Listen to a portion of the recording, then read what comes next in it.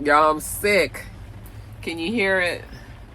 I don't never get sick, and then the last 4 months I've been sick a lot. I think it's probably because I don't have this. I don't have any hair on my head anymore, and then I be hot, you know, and all of this. But child, when I tell you I could not breathe last night, I ain't even really got no good sleep. My aura ring was like, "Girl, take your time today. Take your time." Child, I had to get up. I was so nervous. I thought I was gonna wake up Mister, you know.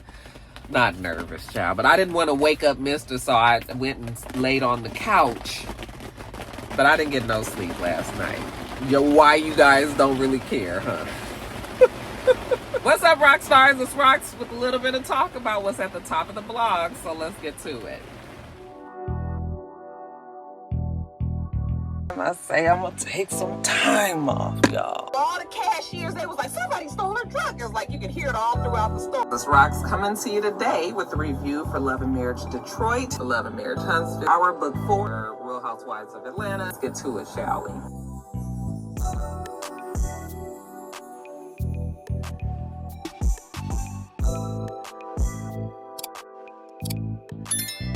You guys, first story up. So the Real Housewives of Atlanta trailer. You guys ask me every single season to review the trailer, and I just think it's such a stupid thing to do. Let's just wait for the show to come on, shan't we? Why am I reviewing a trailer? Does the trailer look interesting? Yes, but the trailers always look interesting. The trailers always make it look like it's gonna be really good season, and usually the best shit that happens in the season happens in the trailer.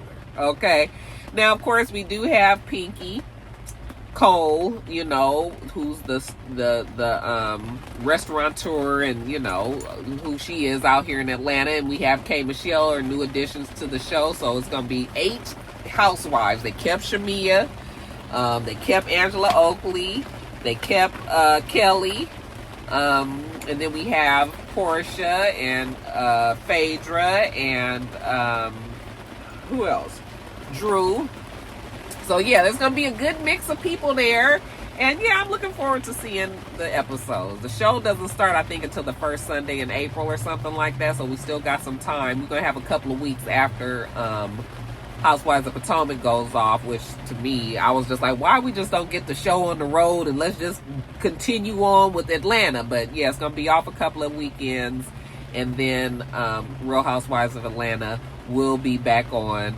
And yeah, I mean, I'm gonna watch it, I'm gonna review it, and we're gonna see how this season goes. This may or may not be my last season of reviewing it. I'm open to seeing how it goes. I'm through with Potomac, but you know, Atlanta has my heart sometimes, so I'm going to be a little bit more patient and try to see what it is, and you know, if I feel like I can stomach the show another fucking season or two. But yeah, you guys, I mean, yeah, we see there's some beefs going on with K Michelle and Drew and Kelly, and you know, I don't know. They said that Portia was, I couldn't tell who Portia was arguing with on the show, if it was K Michelle or what, but you know, let's just wait till the show starts. Let's just wait till the show starts. How about we do that? Okay? But I mean, we got a lot of Real Housewives stuff to talk about, so let's move on to the next. Child, I really hope that you guys can hear me in this video, because the sound is driving me crazy with this rain. Kenya, let's talk about Kenya Moore. Okay, Kenya Moore Hair Salon. It looks like Kenya Moore is has been ordered to pay $87,976 in unpaid rent and utilities for her Kenya Moore Hair Salon.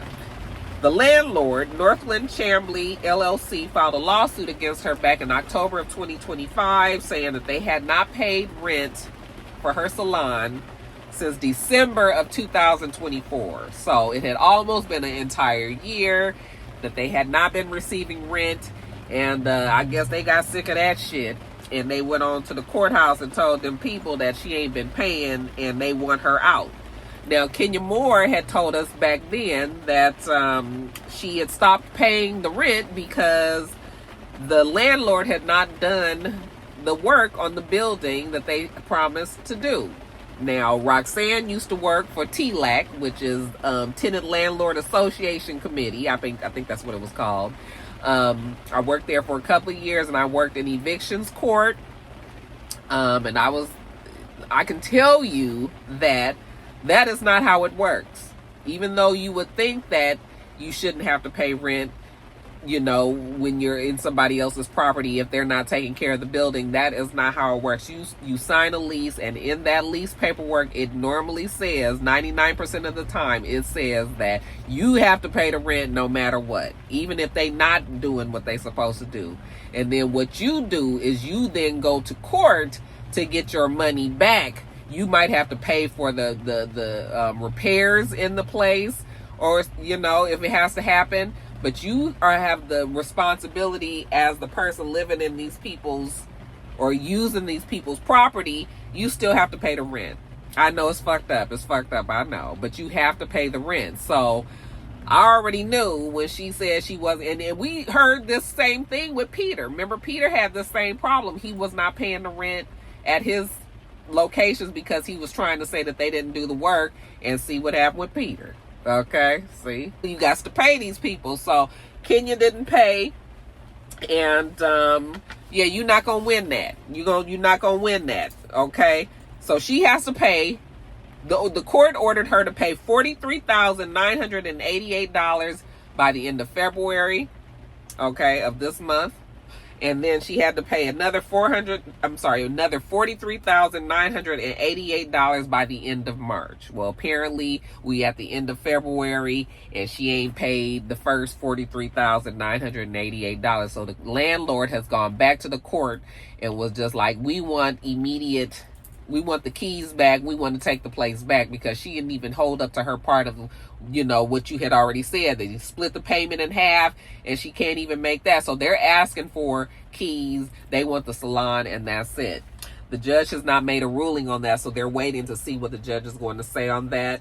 I have a feeling that the judge might give her still another chance to try to come up with those payments. They still might give her to the end of March.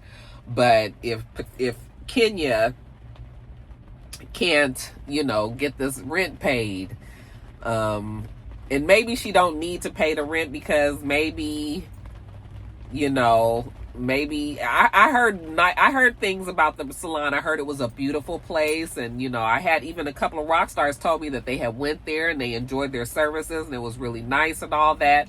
But I don't know if the salon did the business numbers that she wanted it to do.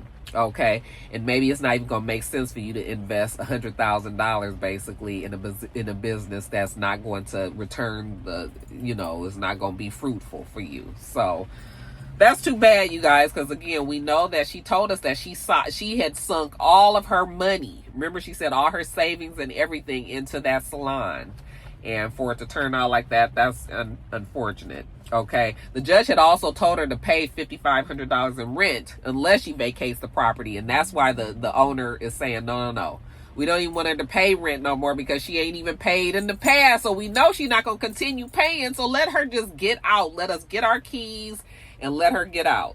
And that's what we're waiting on, to see what the judge's ruling is going to be. So yeah, hard times for Kenya, you guys. Oh, Kenya's writing a children's book though, because that must be the thing to do on Real Housewives, you guys. She's writing a children's book too, just like Ashley. It's going to be called Brooklyn Bound Paris. Okay. So I mean, if you want to help out, go on and buy her children's book. Okay. She probably need about 2,000 of y'all to buy them, but maybe that'll help her out, you guys. Yeah, that's too bad. That is too bad, you guys. Kenya's not been having the best of luck ever since she got put off of Real Housewives of Atlanta. When I tell you they didn't put sis on ice, honey, they don't even mention Kenya in nothing no more. It's terrible how they doing that child. I mean, say what you want about Kenya, she was a large part of the success of Real Housewives of Atlanta, and for them, they just didn't kick her to the curb. She don't come up nowhere. They don't talk about Kenya. They almost giving her the Nene treatment, child. So yeah, they trying to get her to learn a real big lesson. And maybe she might be learning that lesson, huh? Didn't pay. I mean, maybe her savings child, I don't know. I ain't gonna be in the lady's pockets, but yeah. let me move on to the next Real Housewives story.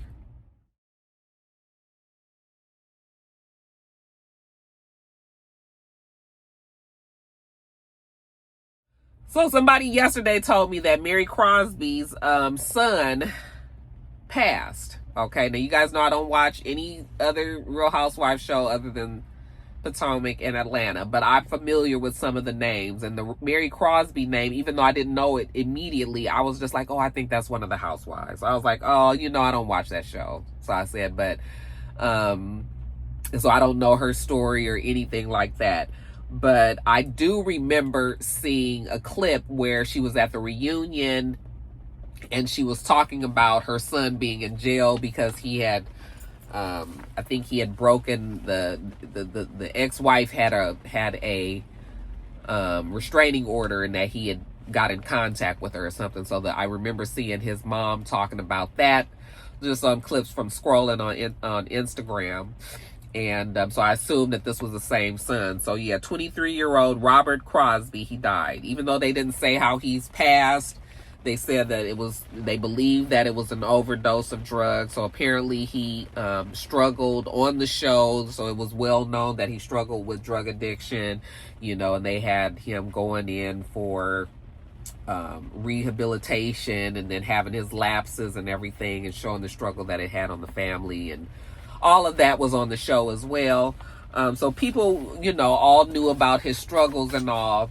Yeah, they said that it was a possible overdose that happened on Monday around 6:15 in the evening out there in Salt Lake City, or, you know, surrounding area wherever he lived. Really, really sad, you guys. I mean, you know, addiction issues are never fun to deal with. And, you know, she looked like she was pretty heartbroken even on that reunion. But I remember her saying that, you know, she knows that he has the problem and all, but she's done all that she can, and that he's going to have to make the decision to stop it himself, you know. And unfortunately, it looks like that he was not able to do so. Okay, now he was her only child. I don't know if he had kids. I know that he was married, apparently, because that's his ex-wife that had the restraining order. But 23 years old, you guys, just really a sad story. Really, really a sad story, you guys. That addiction is a killer. Okay, literally and figuratively. Okay. But rest in peace to Robert Crosby. Then, you guys, let's talk about Kandi. Kandi was on Watch What Happens Live, okay, with Andy. And, you know, Kandi's always going to give Andy the exclusive. You know, Bravo, she going to give them the exclusive because she got to stay in her good graces just in case she might need to bring it on back to Atlanta. So, you know, he was asking the questions that matter, the ones that everybody has been wondering, okay? What happened, you know, with you and Todd? You know, was it something specific that happened? You know, she's just like, yes, it was something that happened like in July. Tight teeth talking Kandi, you know. She said that back in July there was a specific event that happened, which, remember, we said that it had to be that way because the shit just came out the blue, okay? But she said that she couldn't deal with it no more, and that was when she filed for divorce, okay? But you guys, maybe some will be upset to hear that she said that the current relationship, for the most part, they try to be nice and cordial and cool with each other, okay? She said that they have a very good co-parenting relationship, you know, regardless of what you guys hear on the internet, what you read on the internet, you know, when people putting in their comments and having all that. She said that she doesn't even really think about that stuff because people just don't know, okay?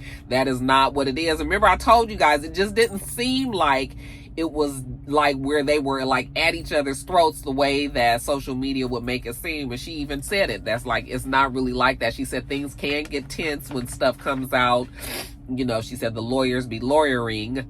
So there will be some things that'll come out. But she said for the most part, it's not like how everybody has made it seem in social media. She said that he is not contesting the prenup.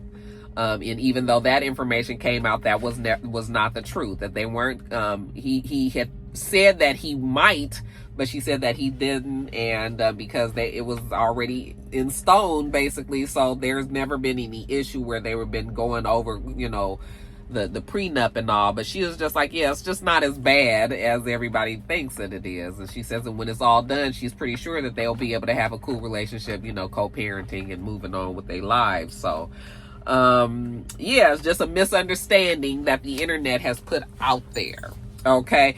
Andy also asked her, what did Mama Joyce think about it? And she was just like, well, you know, Mama Joyce, well, she tries to be kind of quiet about it. She ain't really said much about it. She ain't got to say nothing. It's written all over your face. You don't have to say a word. I'm not gonna say it, y'all. But, oh, you guys, this cold is kicking my ass, y'all. She said that, you know, her mom just tries to stay out of it. I was just like, girl, you as your mom tried to stay out of it lie. You know good damn well Mama Joyce have a whole lot to say. Maybe we need to ask some of the other family members what Joyce been saying. But yeah, you guys, so that's pretty much it on Real Housewives. I'm telling you, every time it's time for Real Housewives of Atlanta to come back, child, it just be a whole bunch of stories, child. Real Housewives could have a whole segment at the top of the blogs on their own. But that's that on that, you guys. Let's move on to the next story. All right, you guys, let me just ask you guys. I did not realize that Althea and Benzino, we remember meeting Althea when he brought her onto Love and Hip Hop Atlanta, and she was the love of his life, and he's this and that, and it was Althea. Well, we've seen over the years that these two have been fighting and at each other's throat and carrying on. And, you know, I didn't pay much attention to it because I have no interest in Althea or Benzino. But I happened to see yesterday that they had an incident. They had yet another incident. And there's been a lot of incidents, a lot of craziness. You guys know Benzino kind of look like, kind of has like steroid brain. And Benzino just seems like he's not all the way okay. Okay, maybe he has some regrets that has happened in the past, you know, and just kind of dealing with things, his relationship with his daughter and all that. Just a lot of regrets. And he doesn't seem to be a happy person. He actually seems quite miserable. I don't want to talk about him too long, child, because, you know, he come after folks. I don't need him to be trying to... Anyway, you guys have to explain to me, though. I thought that Benzino and Althea had a child back when they were on Love and Hip Hop Atlanta, but apparently I guess they didn't. So they didn't have a child until more recent, okay? Because I'll tell you why. So the story was that Diamond from Crime Mob of all, child, don't ask me how Diamond got involved, but I guess Diamond is friends with Althea. Diamond told us yesterday, because there was rumors going around that she had hit Benzino with her car. So Diamond finally came out and explained what happened, and she said that Althea, her home girl, had lost like $2 million in a real estate deal gone bad. I don't know what happened. Somebody sold some shit out from underneath her or something like that, and she lost all her money, and she had like a nervous breakdown. Okay. And so she had checked, she was in the hospital for some time. Now, her baby with Benzino, I said, girl, you had a baby? How old is this baby? Because Benzino been he been kind of crazy for some time now. Okay? And for you to have had a baby with him, like, why do you have a baby with this man? He ain't been old. That child should be 10 years old or something. But no, they say that he had a baby. She got a baby with him. And while she had her nervous breakdown and was admitted into the hospital, it was supposed to be her weekend with the baby. But since she was in the hospital, she let the baby go on with Benzino since he's the dad. Okay? And so this was around Christmas or Thanksgiving time or sometime at the end of last year. Well, she was in the hospital, but then when she got out the hospital, she was not able to get the baby back from Benzino. So she has not got the baby back for some months. I don't know if she was really trying to get the baby back, because Diamond was just like, okay, so when she got out, Benzino was supposed to put the baby in some kind of school, child, just some nigga shit, child, just some nigga shit. But Benzino was supposed to put the baby in the school wherever the baby was already going to school, but he changed the school. So Althea didn't know where the baby was going to school and nothing. And Benzino wasn't telling her. But they found out that where the baby was going to school, so they wanted to go to where the bus stop was going to be when the child got off. So then I was like, what baby is getting off a bus? Child, I was so fucking confused. I was like, Diamond girl, you was terrible at telling this story. But they went to go to the bus stop where this baby is getting off the bus. And, you know, she got the baby. They said that they called the police before they went there to let the police know that, you know, Althea was the primary custody agreement. You know, she's the primary person and that she's supposed to have the baby, and they think there might be some shit with Benzino. So can you police come out there too? So the police came. So they got there, the baby got off the bus, you know, they bring the baby over to Diamond's car and talking, you know, just trying to, she said that it was a wellness check. So apparently Althea was not trying to get the baby. But Benzino roided out and all, you know, came over there and was acting crazy and was hitting, I guess, on Diamond's window. And she has, you guys know she just had a baby. So she said she had her 1-year-old baby in the back seat. They took off driving. She said she was shocked that he was even acting like that because the police was there. I said, yeah, because a man is not okay. So that's why I don't understand why we even got a baby with Benzino at this point. But so they went around the corner and they talked to the police and all that, and she didn't get arrested. She didn't hit him with the car and all that. But then, so that part of the conversation was fine. But then she started telling us how she spoke with Coy and, you know, just told Coy what happened. And Coy was just like, oh, you know, that's too bad, you know. And then she said that Coy was kind of reprimanding her about having her baby out there. Like, why would you go and get involved with the shit with Althea and Benzino, you know? And I was just like, yes. Diamond was mad that Coy told her that because she said that she's older than Coy and Coy don't need to be telling her what to do. But Coy got more sense than you. First of all, she know her damn daddy ain't okay. And why do you have your child out there in the middle of Althea and Benzino's shit? You already know how them two have been fighting. We've seen all kind of shit happen on the internet, on social media between the two of them. Why would you get yourself involved? And if you're going to get yourself involved, why would you have your baby out there knowing that it could go left just like that? So don't get mad at Coy. She looking out for you. Girl, my daddy crazy. Why you doing all of that? Instead of her, you know, I just want to see where she going to talk about this because, you know, I just want to see where she stands because, you know, don't be trying to tell me I'm older than you. Yeah, you old enough to fucking know better. Like, why are you out there with that mess? Nigga shit. That's all I'm saying. It just don't make no damn sense. So I don't even know why Diamond was involved in that. But like I said, maybe her and Althea is just homegirls and, you know, she was just trying to do her a solid. But yeah, maybe somebody can explain to me, how old is Althea and Benzino's baby? Why do they have a baby? Why? All right, you guys, Bill Gates, your boy Bill Gates. He's the next one of these high standing people who said that he admitted to having a friendship with Epstein. Okay, maybe you'd like to know that Bill Gates gained the friendship of Epstein after he had been convicted, after he had pled guilty for sexually assaulting these young girls and everything. That is when he decided to strike up a friendship with Epstein. Okay. And he says that, yeah, he admitted to 2 affairs with these Russian ladies. One was like a neuroscientist and the other one was like a somebody, you know. He explained that this was that he has, with Microsoft, he has like these town halls twice a year with all of his employees and, you know, all of the people. I know this was the regularly scheduled time for him to do it. I said, I know he wish he could have rescheduled that, but he would have looked even more guilty if he had rescheduled it. So he had to go on and do it.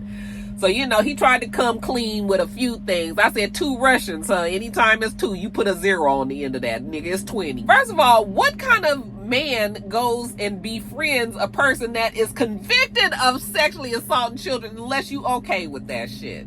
Okay? It's not like you was friends with them before and then, you know, you just kind of was, you know, kind of gets dicey when you have a friend that's been accused of things. You know, this is your friend, but you trying to be there for him, but trying to see where it goes. No, you went and gained a friendship with him knowing that this is what he does. He said that he didn't witness anything illicit and that he didn't do anything illicit.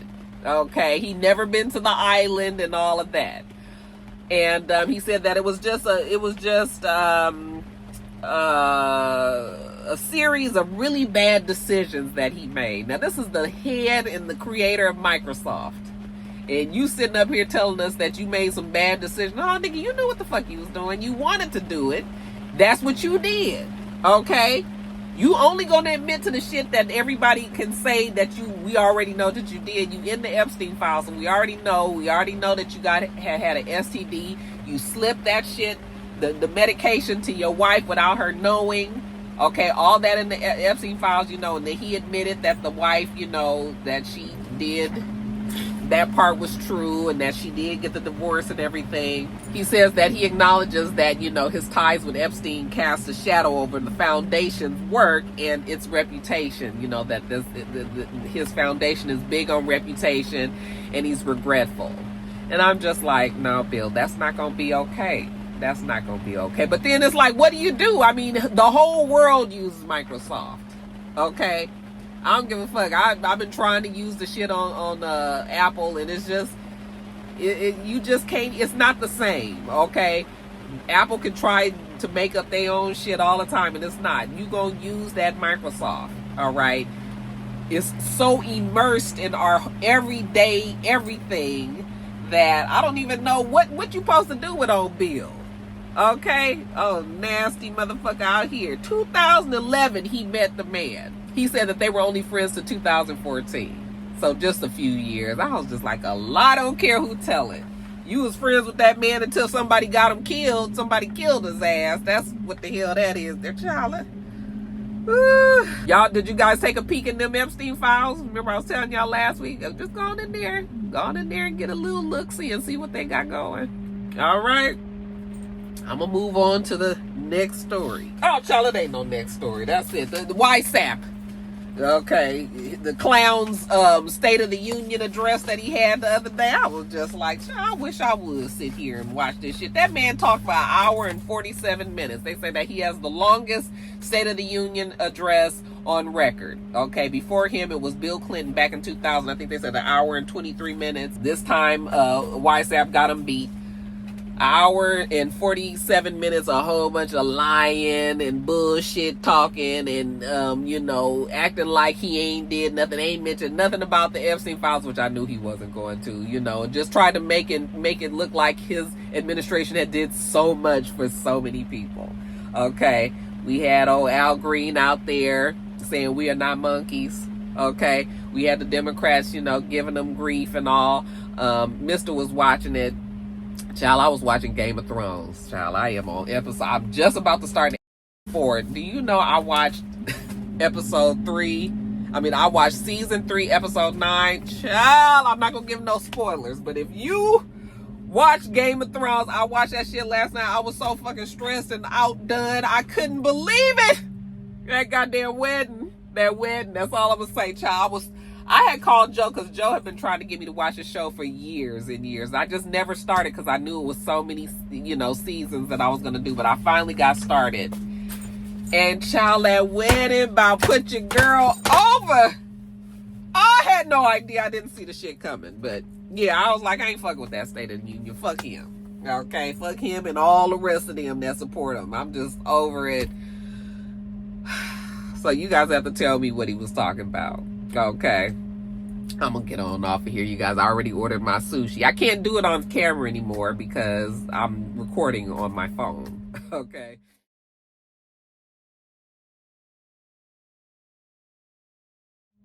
We run on in there and get my food. You guys, we do this every single week. So make sure you thumbs up the video, comment, and subscribe, and make sure you come back.